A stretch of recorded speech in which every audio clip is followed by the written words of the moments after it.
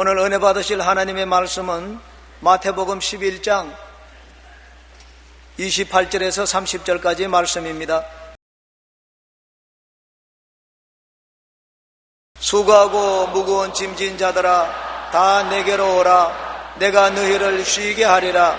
나는 마음이 온유하고 겸손하니 나의 멍에를 메고 내게 배우라. 그리하면 너희 마음이 쉼을 얻으리니 이는 내 멍에는 쉽고 내 짐은 가벼움이라 하시니라. 아멘.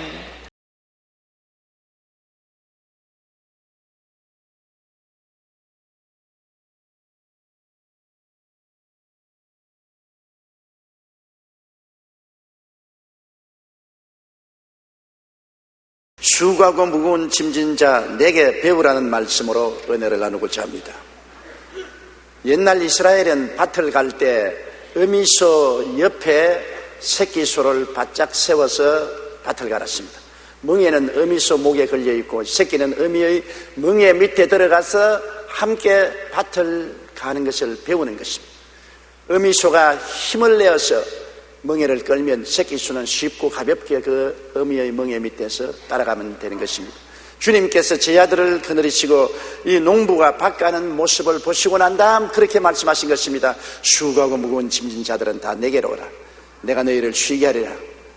나는 마음이 온유하고 겸손하니 나의 멍에를 메고 내게 배우라. 그리하면 너희 마음에 쉼을 얻으리니 내 멍에는 쉽고 내 짐은 가볍다고 주님께서 말씀하신 것입니다.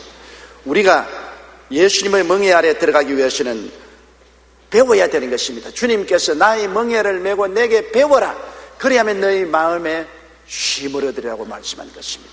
배우지 않고 무조건 자기 마음대로 천방지축으로 걸어간다고 해서 마음에 쉼을 얻는 것은 아닙니다. 멍에는 주님 목에 걸렸으니 주님 옆에 바짝 서서 주님과 보조를 같이 해서 걸어가야 우리가 수고하고 무거운 짐을 벗어놓을 수 있고 주님을 따라 쉼을 얻을 수가 있는 것입니다. 그러면 어떻게 주님과 함께 멍에 밑에서 걸어갈 수 있는 것을 배울 수 있습니까? 첫째로 주님의 겸손을 배워야 되는 것입니다. 여러분, 하나님께서 인간으로 오신 것처럼 생각해 보십시오. 하나님 아버지의 아들 예수 그리스도께서 하늘의 모든 영광을 다 가지고 하나님의 뜻을 쫓아 우주와 만물을 지으신 당사자가 인간의 형상을 쓰고 오신다는 것은 굉장히 낮아진 것입니다. 사람이 낮아진 곳에서 높아지는 것은 쉽지만은 높은 자리에 있다가 낮아지는 것은 굉장히 힘이 드는 것입니다. 예수님은 하나님이 사람으로 오신다는 굉장한 겸손함을 체득하신 분인 것입니다. 영이 죽고 저주받고 병든 인간과 하나 되기 위해서 인간의 형상을 쓰고 오신 주님을 한번 생각해 보십시오. 요한복음 1장 14절의 말씀이 육신이 되어 우리 가운데 거하시며 우리가 그의 영광을 보니 아버지의 독생자의 영광이요 은혜와 진리가 충만하더라고 말씀하는 것입니다. 예수님께서는 이 땅에 오셔서 인간으로서의 삶도 굉장히 낮은 삶을 살았습니다. 태어난 그 곳이 바로 베들레헴의 마구간이었습니다. 베들레헴에 가니까 여관이 없어서 그 부모가 마구간을 빌려서 마구간에서 예수 그리스도를 낳으신 것입니다. 누울 곳이 없어서 말구유에 강보를 깔고서 누운 것입니다. 여러분, 우리가 아무리 비천하게 태어나도 짐승의 우리에서 태어나서 짐승의 구유에 눕지는 않았습니다. 예수님은 인간으로서의 가장 비천한 처지에 태어나셨습니다. 한번 생각해 보십시오. 만유를 지으신 하나님의 아들이 사람으로 오실 때 왕궁에서 태어나지 아니하시고 귀인의 집에 태어나지 아니하시고 가장 가난한 부부의 사이에서 베들레헴의 말구유간에 태어났다는 것을 생각할 때 우리는 가슴이 저리지 아니할 수가 없습니다. 그리고 그는 자라날 때 나사렛에 가서 그 양아버지 요셉의 목수일을 도우면서 살았습니다. 그래서 사람들은 예수 그리스도를 목수의 아들이라고 부르는 것입니다. 그 당시에 목수는 별로 존귀한 직업이 아니었습니다. 사람들은 전시했었습니다. 사람들에게 전대와 멸시를 받으면서 목수의 아들이라는 칭호를 받으면서 그는 자라난 것입니다. 손에 못이 박히도록 여러 가지 연장을 만들고 가재도구를 만들었던 것입니다. 그리고 그가 30에 하나님의 소명을 받고 요단강에 세례받고 성령이 임하시고 난 다음에 40일 금식하시고 나오셔서 공생애를 시작했을 때도 굉장히 어려운 삶을 살았습니다. 풍찬 노수고의 생활을 했습니다. 마태복음 8장 20절에 여우도 굴이 있고 공중의 새도 거처가 있을 때 인자는 머리 둘 곳이 없다고 해서 정처 없는 나그네 생활을 한 것입니다. 주님께서는 정말 하나님의 아들이라고 상상할 수 없는 비천한 처지에서 태어났고 비천한 삶을 살았으며 비천한 생활 가운데서 공생애를 하신 것입니다. 인간으로서 낮아질 대로 낮아진 삶을 살아셨습니다. 그리고 주님이 나중에 우리의 죄와 불의, 추악과 저주, 절망과 죽음을 대신 짊어지고 십자가에 못 박일 때 아무런 반항도 없이 틀 깎는 자 앞에 조용히 끌려가는 어린 양처럼 묵묵하게 주님은 십자가를 짊어지셨습니다. 이사야 53장 3절에 그는 멸시를 받아 사람들에게 버림받았으며 간고를 많이 겪었으며 질고를 아는 자라고 말씀했습니다. 4절에는 그는 실로 우리의 질고를 지고 우리의 슬픔을 당하였다라고 말씀하시고 7절에는 그가 곤욕을 당하여 괴로울 때에도 그 입을 열지 아니하였으며 마치 도수상으로 끌려가는 어린 양과 틀 깎는 자 앞에서 잠잠한 양같이 그 입을 열지 아니하였다고 말씀하신 것입니다. 예수 그리스도는 그 높은 보좌에서 천하지 천한 인간의 몸 종의 형태를 입고서 오신 것입니다. 사람은 예수 그리스도를 배워서 그 멍에 밑에 들어가기 위해서는 예수 그리스도와 코드가 맞아야 되는 것입니다. 오늘날 우리 사회에 코드에 대한 이야기가 많이 있습니다.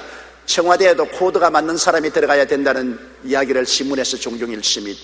사실 우리의 삶에 코드가 맞는 사람끼리 함께 걸어가야 박자가 맞을 수가 있지 않습니까? 예수님과 코드가 맞으려면 그리스도와 같이 겸손해야만 되는 것입니다.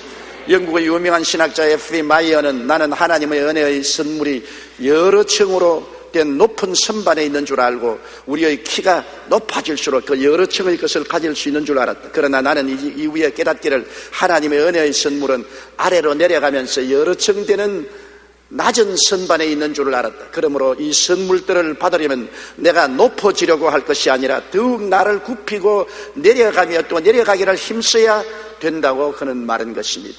하나님의 은혜는 높은 데 있지 않습니다. 낮은 데 있는 것입니다. 위대한 교부 성 어거스틴은 신앙생활에서 가장 중요한 것은 첫째도 겸손이요 둘째도 겸손이요 셋째도 겸손이라고 말한 것입니다. 노벨 문학상을 수상했던 패트릭 화이트는 인간은 진정으로 겸손해질 때 하나님과 가장 가깝게 된다고 말한 것입니다. 사람들은 다 높아지고자 하는 것입니다. 교회에 와서도 심히 높은 자리를 원하는 것입니다.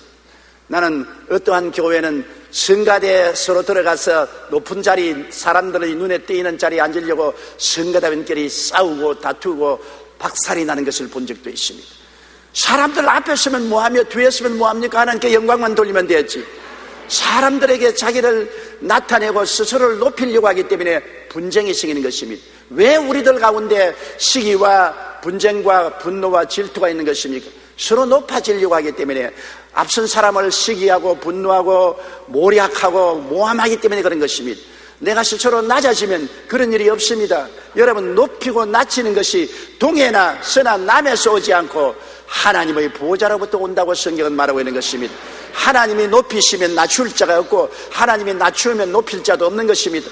스스로 높이려고 하는 자는 낮아지고 스스로 겸손하게 낮아지는 자는 하나님이 높여주시는 것입니다. 인간의 원리와 하나님의 원리는 틀립니다. 인간은 스스로 높이려고 해야 되는 줄 알고 있지만 하나님의 나라는 스스로 낮아지는 자가 높아지는 것입니다. 주님께서도 너희들 가운데 높은 자는 남을 섬기는 자가 되고 섬김을 받는 자가 되지 말라고 말씀하신 것입니다. 그러므로 우리들이 주님 멍에 아래 들어가 하나님의 은혜를 맛보려면 스스로 낮아질 줄 알아야 합니다. 예수님께서는 하나님이시면서도 인간으로 오실 정도로 겸손하고 낮아졌습니다. 우리가 그러기 때문에 교회 직분이란 높은 직분일수록 낮아지는 직분인 것입니다. 높은 직분일수록 섬기는 자리에 들어가는 직분인 것입니다. 누구든지 자기를 높이고 자기를 나타내려고 하는 사람은 아직 신앙에 한참 멀어도 멀리 있다는 것을 알아야 되는 것입니다. 성숙하지 못한, 자라지 못한 어린아이 신자라는 것을 알아야 되는 것입니다. 우리는 그리스도와 함께 그 밑에 십자가에 들어가서 멍에를 매기 위해서는 낮아지고 또 낮아지고 또 겸비해지고 낮아져야 되는 것을 알아야 되는 것입니다.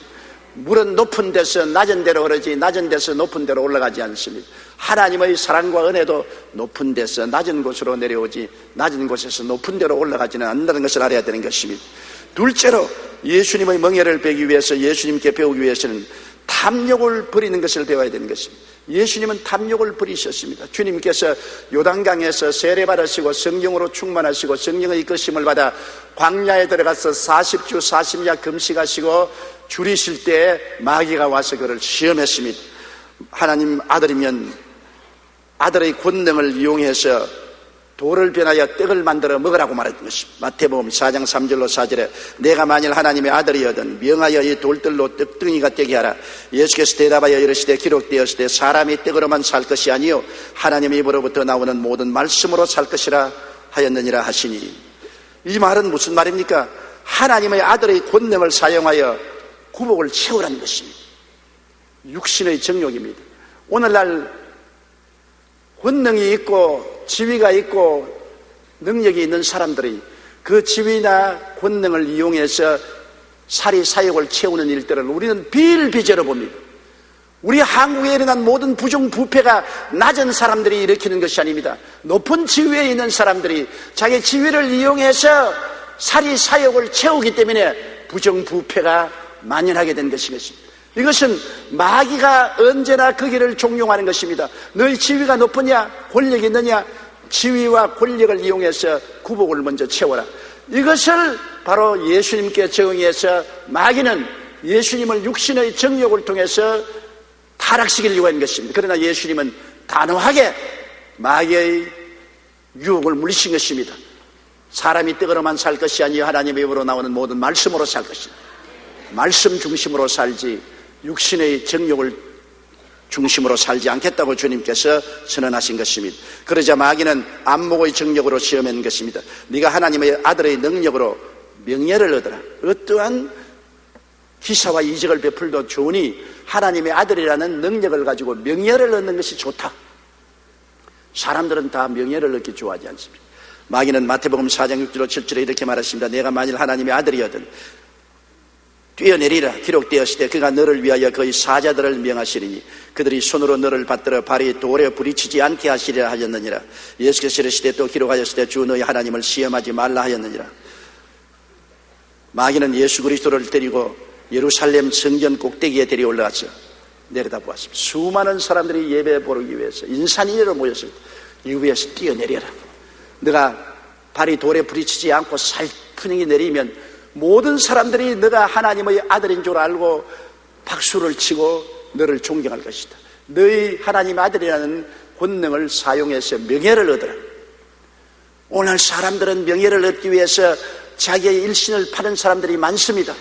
선거철이 되면은 소위 우리가 많은 예수 믿는 장로나 안수집사나 집사라는 사람들도 우상에 가서 저를 넙적넙적합니다. 명예를 얻기 위해서 자기의 신앙도 팔아먹습니다. 이것이 현실인 것입니다. 이것이 바로 마귀의 유혹인 것입니다. 자기의 명예나 지위를 잃을지라도 하나님을 섬기겠다는 단호한 결심을 갖지 않습니다. 성경에 보면 사드락 메삭 아벳느고는 바벨론 도지사들이었지만 느부갓네살이 사온 우상에 절하라고 할 때 그들은 명예와 지위와 생명을 다 잃을지라도 우상에 절하지 않았습니다. 결과에 그들이 불무불이 7배나 떼고 온 곳에 던져짐을 받았지만은 하나님이 그들을 건져주신 것입니다. 자기의 권능을 사용해서 명예를 얻기 위하여 혈안이 될 사람들이 많습니다. 지난 21일 전국 주요 신문들의 톱뉴스로 오른 것은 황우석 박사의 파면 조치에 관한 것이었습니다. 이날 대부분의 주요 일간지와 방송 매체들은 논문 조작 사건에 관련된 황우석 수의대 교수가 파면되고 나머지 교수 6명에게 정직 감봉의 조치가 내려졌다고 전달했습니다. 황 교수는 공무원 징계로는 최고 수위인 파면 조치를 당하고 과학기술부로부터 받았던 제1호 국가 최고 과학자라는 지위도 취소되었습니다. 황우석 교수는 생명공학 분야에서 한국 최초로 체세포 복제송아지 영롱이와 복제 한우 진이를 탄생시키고 지난 2004년 세계 최초로 인간 배아 줄기 세포를 만드는 등의 업적으로 대한민국 최고 과학기술인상과 과학기술 훈장 창조상 제4회 자랑스러운 한국인 대상 세계기술 네트워크 생명공학상 등을 타고 우리나라의 제1호 최고 과학자라는 명예를 얻으신 분이신 것입니다. 또한 황우석 교수의 논문은 세계적인 과학 잡지인 사이언스에 실리고 미국 양대 시산주간지 뉴스위크와 타임즈에도 내용을 비중 있게 다루었습니다. 그러나 지난 21일 서울대에서는 황 교수가 허위 자료를 근거로 논문을 조작하는 데 주도한 역할을 한 점을 인정되었다고 발표했습니다. 결국 이 시대 난치병 치료의 길을 열었다고 했던 승리의 쾌거는 명예에 눈먼 한 과학자가 만들어낸 허상이었습니다. 그는 세계 최고의 과학자라는 안목의 정욕을 이기지 못해 국가와 국민을 기만하고 논문을 조작하는 일을 했던 것입니다. 보십시오. 이것은 비일비재한 것입니다. 특별한 예수님 시대만 있은 것이 아닙니다. 마귀는 오늘날에도 명예를 얻기 위해서 허위 조작하여 다른 사람을 기만할지라도 그 자리에 올라가고자 하는 것입니다. 몽테뉴는 말하기를 거짓된 인간이라고 판명되는 것보다 인간에게 더 수치스러운 일은 없습니다. 황 교수 사건은 너무나 가슴이 아픕니다. 그분은 훌륭한 과학자입니다.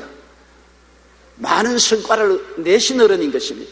나는 그분을 존경하고 있습니다. 그러함에도 불구하고 분수에 넘치는 명예를 원했다가 허위 논문을 작성할 수밖에 없게 된 그를 너무나 안타깝게 생각합니다. 누구든지 그런 시험에 떨어질 수가 있습니다. 여러분도 저도 명예 때문에 눈이 어두워지면 그런 일을 하게 되는 것입니다. 나는 마음속 깊이 애도하고 동정에 마지 않습니다. 왜? 마귀는 사람을 가리지 않고 시험하기 때문인 것입니다. 안목의 정욕에 예수님은 단호하게 저항한 것입니다. 마귀는 마지막 예수님을 이 세상 자랑을 가지고 시험했습니다. 권력과 부귀를 위하여 마귀와도 손을 잡으라는 것입니다. 권력을 얻고 돈을 얻기 위해서는 가릴 것은 뭐냐? 마귀하고도 손을 잡아라. 그것이 바로 마귀가 예수님께 꾀한 것입니다. 마태복음 4장 9절로 10절에 이르되 만일 내게 엎드려 경배하면 이 모든 것을 내게 주리라. 예수께서 말씀하시되 사탄아 물러가라. 기록되었으되 주 너희 하나님께 경배하고 다만 그를 섬기라 하였느니라. 권력과 돈을 얻기 위해서는 수단과 방법을 가리지 않은 것이 오늘날 현실 아닙니까? 마귀하고도 손을 잡습니다. 권력을 손에 쥐기 위해서는 북한하고도 손을 잡고 함께 뛰려고 하는 사람들 허다히 많습니다. 권력이 뭔지 부귀가 뭔지 거기에 한번 눈이 어두워지면 사탄하고도 동침을 하게 되는 것입니다. 그러나 성경은 뭐라고 말했습니까? 너 인생이 무엇이냐? 잠시 있다가 사라지는 안개니라. 내일 일을 자랑치 말라. 오늘 내게 어떠한 일이 일어날지 알지 못하느니라. 모든 인생은 풀과 같고 그 영화는 풀의 꽃과 같다. 풀은 시들고 꽃은 떨어진다고 말한 것입니다. 화무 11용이여 근무 10년이라고. 열흘간은 꽃이 없고 10년간은 권력이 없는데도 사탄은 현재 입에 다니까 현재 입이 단 권력과 부를 위해서 마귀하고도 동침하고 마귀하고도 손을 잡고 나가라고 말한 것입니다. 여러분, 오늘날 세계 위대한 정치가들이 권력을 얻기 위해서 마귀와 동침해서 얼마나 많은 비극을 가져온 것을 우리는 알고 있습니다. 독일 나치가 히틀러가 마귀와 손을 잡고 온 세계를 정복하기 위해서 구라파를 초토화하고 600만 유태인들을 비참하게 참살한 사건은 역사가 우리에게 교훈해 주고 있는 것입니다. 마귀하고 동침을 하면은 권력과 부는 얻을지 몰라도 그 결과는 비참한 삶을 갖게 되는 것입니다. 마귀가 오는 것은 두적질하고 죽이고 멸망시키러 오지 행복과 기쁨과 소망을 주기 위해서 오지는 않는다는 것을 알아야 되는 것입니다. 히랍 신화에 보면 술의 신 디오니소스가 평소에 친하게 지내던 마이다스 왕에게 무엇인지 원하는 것을 들어줄 테니 한 가지만 요구하라고 그랬습니다.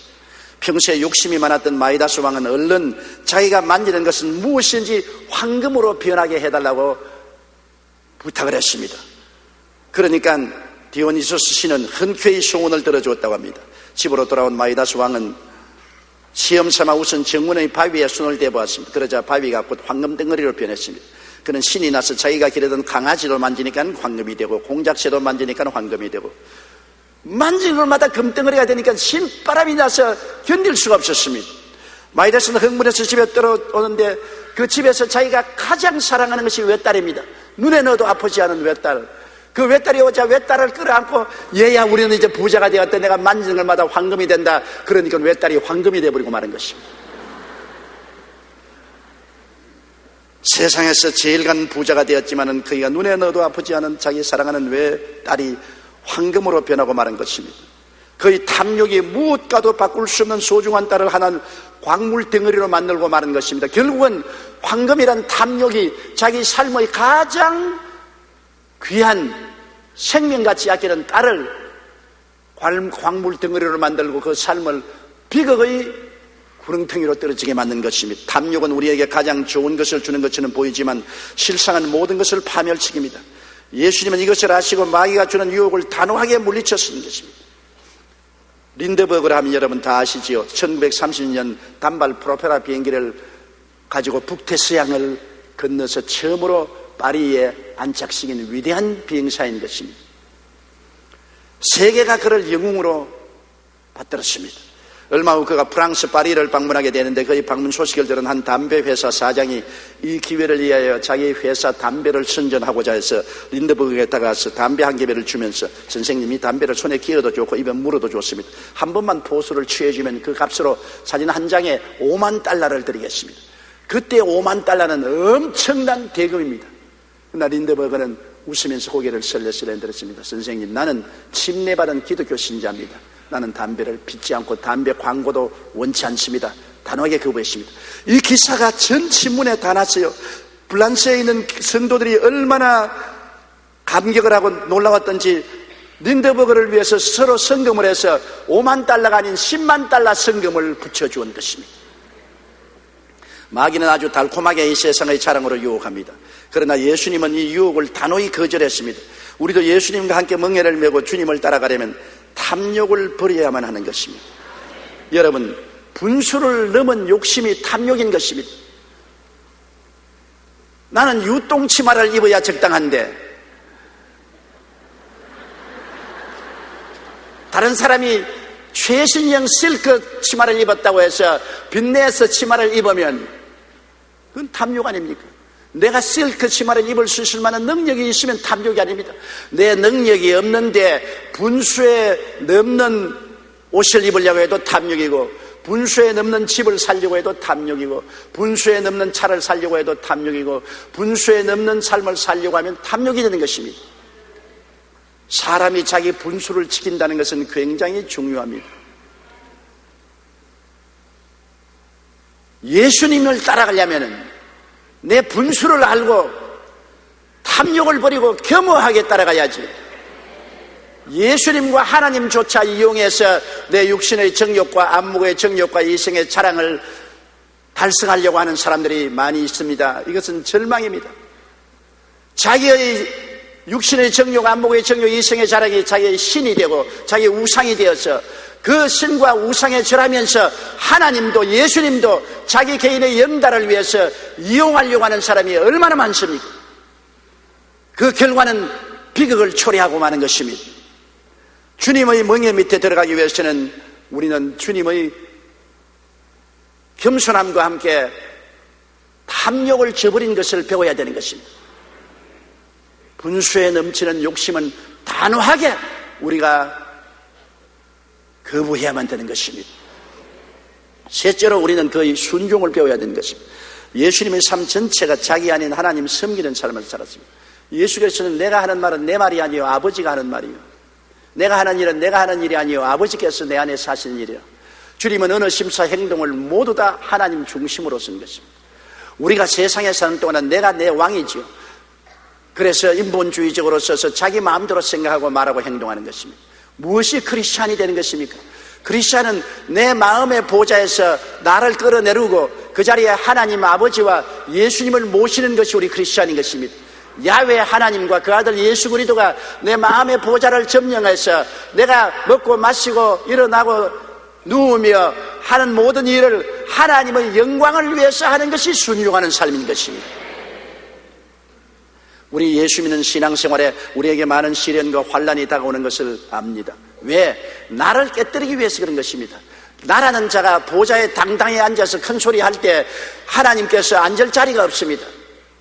주 예수 대문 밖에 기다려 섰으나 단단히 잠가두니 못 들어가시네. 우리의 마음 문을 내가 채워놓고 있는데 주님이 어떻게 내 마음에 들어오십니까? 나를 깨뜨리기 위해서 많은 시험과 환난이 다가오는 것입니다. 내가 스스로 무능력하고 무식하고 별 볼 일 없는 사람이라는 것을 깨닫게 되고, 내가 스스로 보좌에서 물러나와서 하나님 아버지와 예수님을 보좌에 앉히실 때 그때부터 순종의 생활이 시작되는 것입니다. 예수님께서의 이 땅의 삶은 전적으로 하나님께 순종하는 삶이었습니다. 그는 삶만 그런 것이 아니라 죽기까지 순종했습니다. 주님이 십자가에 죽는다는 것은 쉬운 일이 아닙니다. 여러분, 죽음도 호화스러운 죽음이 있습니다. 비단 요이부 자리에 금침의 비계를 비고 많은 가족들이 우는 가운데서 죽는 사람도 있고 병원의 좋은 시설 속에서 죽는 사람도 있습니다. 그러나 예수 그리스도께서 죽으신 것은 온 세상 앞에서 벌거벗기고 채찍에 맞아 피투성이가 되어서 험한 십자가 걸머지고 죽으셨습니다. 로마 당시에 십자가는 가장 극악한 죄수를 처형하는 방법인 것입니다. 십자가 처형은 너무나 고통스러운 죽음인 것입니다. 생사람을 양손과 양발에 못을 박아 높이 매달아 놓고 서서히 피를 흘리고 탈수가 되고 빈혈이 되고 호흡곤란을 일으켜 죽게 만드는 것이니 얼마나 비참한 죽음인 것입니까? 사람이 정말 흉악해도 이렇게 흉악할 수가 없습니다. 그러나 예수님은 아버지의 뜻이면 인류를 위해서 그 흉악한 십자가의 고난도 대신 짊어지겠다는 것입니다. 여러분, 예수 그리스도의 십자가의 고통 이외에는 우리를 구원할 수가 없습니다. 우리 죄가 얼마나 무서운가를 예수님을 보면 알 수 있는 것입니다. 내가 죄 무슨 그렇게 무서운 죄냐?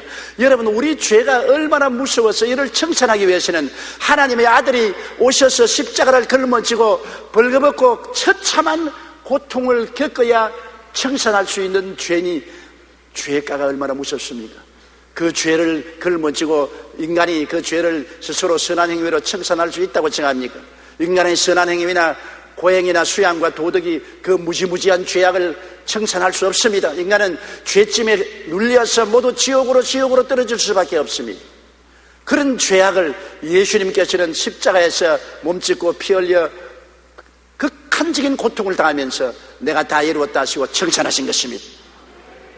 빌립보서 2장 6절로 8절에 그는 근본 하나님의 본체시나 하나님과 동등됨을 취할 것으로 여기지 아니하시고 오히려 자기를 비워 종의 형체를 가지사 사람들과 같이 되셨고 사람의 모양으로 나타나사 자기를 낮추시고 죽기까지 복종하셨으니 곧 십자가에 죽으십니다. 십자가의 죽음이란 가장 흉악하고도 고통스러운 죽음까지도 주님이 복종하셨습니다. 여러분, 왜 아브라함이 우리 믿음의 조상입니까? 아브라함도 하나님을 믿고 우리도 하나님 믿는데 우리하고 다른 점이 뭐냐고 할 사람이 있겠습니다. 여러분, 아브라함은 우리보다 특이하게 다른 점이 있습니다. 누구도 따라갈 수 없을 만한 위대한 하나님의 종이 될 수 있는 것은 그가 100살이 되어 낳은 이삭을 하나님께서 모리아 산에 데리고 와서 각을 떠서 장작불에 태워 제물로 드리라고 할 때 두말하지 않고 순종해서 그 아들을 데리고 사흘 길을 가서 모리아 산에 올라가서 그 아들을 묶어서 장작불 위에 얹어놓고 그를 죽이려고 한 것입니다. 이것은 여러분 엄청난 순종입니다. 아마 이 자리에서 여러분의 외독자를 잡아서 번제로 드리라고 할 때 순종해서 나갈 사람은 별로 없을 것입니다. 나는 항상 이 성경 구절을 읽을 때마다 나를 비추어보고 제가 몸서리를 칩니다. 하나님, 내게는 그런 말 하지 말아 주십시오. 왜? 저는 그럴 정도의 순종할 수 있는 마음이 아직 되지 못했습니다. 아브라함하고 나하고는 저마치 거리가 멉니다. 너무나 위대한 하나님의 종입니다. 하나님의 사람입니다. 믿음의 사람인 것입니다. 왜? 외아들을 주기까지 순종했습니다. 바로 아브라함이 이삭을 바친 것은 하나님의 아들 예수님이 십자가에 자기 자신을 내놓은 것을 모형으로 보여주신 것입니다. 우리는 그런 극한적인 순종은 못할지라도 최선을 다해서 순종의 삶을 살아야 주님 십자가 밑에서 함께 동행할 수가 있는 것입니다. 예수님은 절대 순종을 하셨습니다. 우리도 최선을 다해서 성령의 도움으로 그리스도에게 보조를 맞추어서 순종하는 삶을 살아야 되는 것입니다. 넷째, 예수님은 하나님께 전적으로 의지했으니 우리가 의지함을 배워야 되는 것입니다. 예수님은 한시도 자기를 의지하지 않았습니다. 자기의 지혜나 총명이나 모략이나 재능이나 지식을 의지하지 않았습니다. 주님은 완전히 아버지께 의지했습니다. 시편 22편 4절로 11절은 예수 그리스도의 순종에 대해서, 의지에 대해서 이렇게 말하고 있는 것입니다. 우리 조상들이 주께 의뢰하였고 위대하였으므로 그들을 건지셨나이다. 그들이 주께 부르짖어 구원을 얻고 주께 의뢰하여 수치를 당치 아니하였나이다. 나는 벌레요 사람이 아니라 사람의 비방거리요 백성의 조롱거리니이다.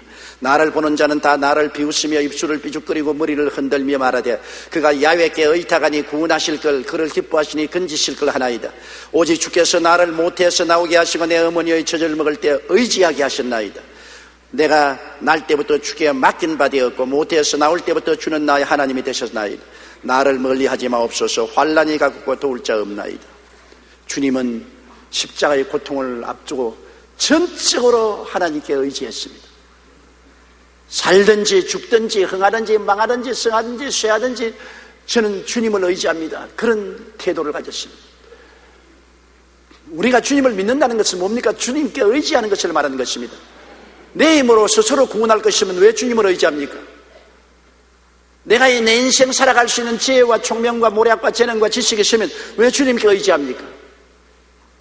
주님께 의지한다는 것은 전적으로 삶과 죽음을 가리지 아니하고 주님께 내어 맡기는 것을 말하는 것입니다. 예수님은 십자가에 매달려 마지막 고통을 당하시고 숨이 넘어갈 때도 그는 내 영혼을 아버지께 맡긴다고 말한 것입니다. 누가복음 23장 46절에 예수께서 큰 소리로 불러 이르시되 아버지 내 영혼을 아버지의 손에 부탁하나이다 하고 이 말씀을 하신 후에 숨지니라.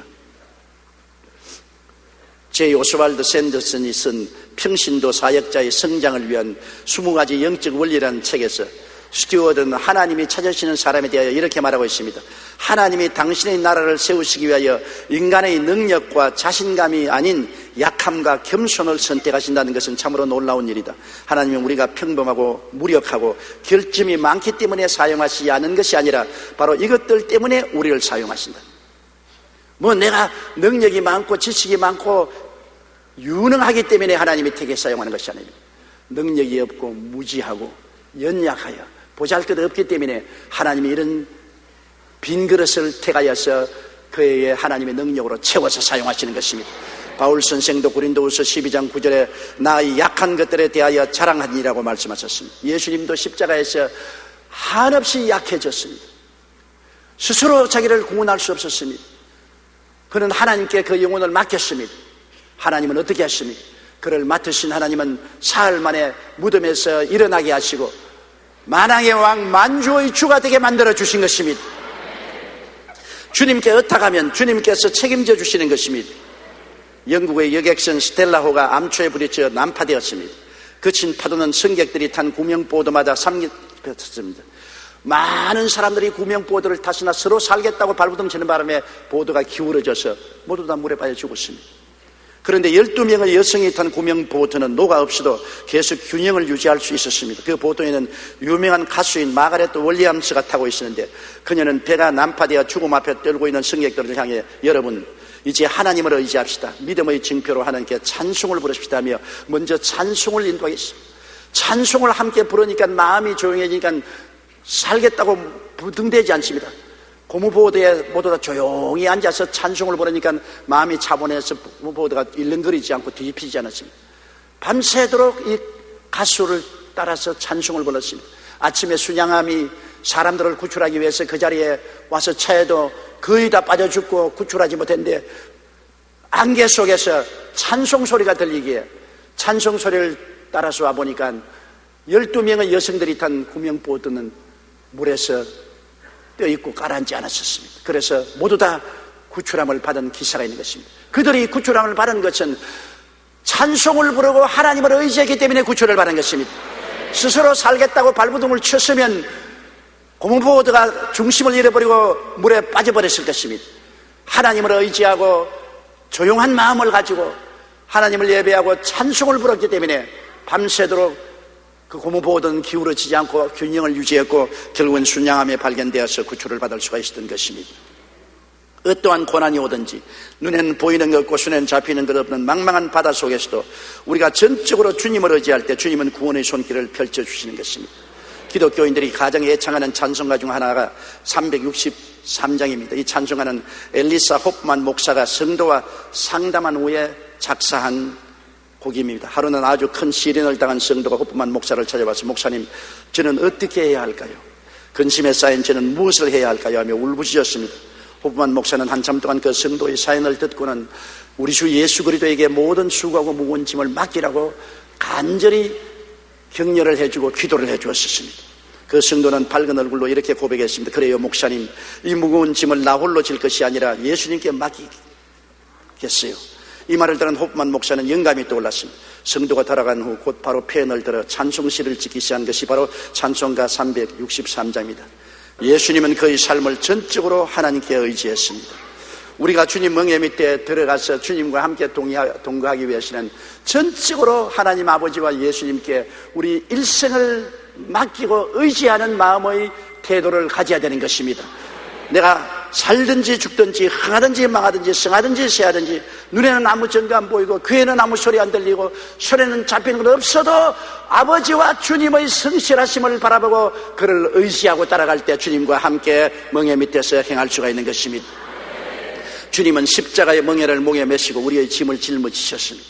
죄짐, 불결한 삶의 짐, 병의 짐, 저주의 삶, 고생의 짐, 죽음의 절망의 짐을 다 짊어지셨습니다. 그리고 우리로 하여금 주님의 멍에 밑에 그냥 들어와 쉽고 가볍게 인생을 살아가며 마음의 평안을 누리라고 말씀하신 것입니다.